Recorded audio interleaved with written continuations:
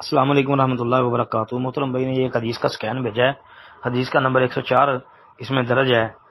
تو اس میں یہ جو ہے نا، اول من یصافحہ الحق عمر واول من یسلم علیہ واول من یاخذ بیدہ فیدخلہ الجنہ، یہ کہ ابی بن کعب رضی اللہ عنہ بیان کرتے ہیں کہ نبی علیہ السلام نے فرمایا، حق تعالیٰ سب سے پہلے جس شخص سے مصافحہ کرے گا اور سب سے پہلے جسے سلام کہے گا اور جسے سب سے پہلے ہاتھ پکڑ کر جنت میں داخل کرے گا، وہ عمر رضی اللہ عنہ ہیں۔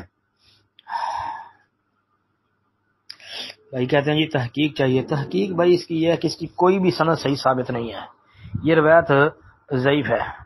اس میں یہ آپ کو سند میں راوی نظر آ رہا ہے، مرکزی علت صرف عرض کرتا ہوں۔ مرکزی علت اس میں یہ ہے کہ یہ داود بن عطا المدینی، یہ جو ہے یہ بھائی ضعیف راوی ہے، اس پر ائمہ محدثین نے شدید جرح کی ہے۔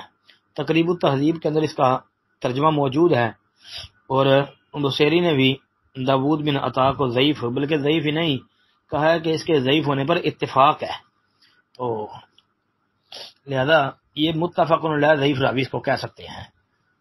السلام علیکم ورحمۃ اللہ۔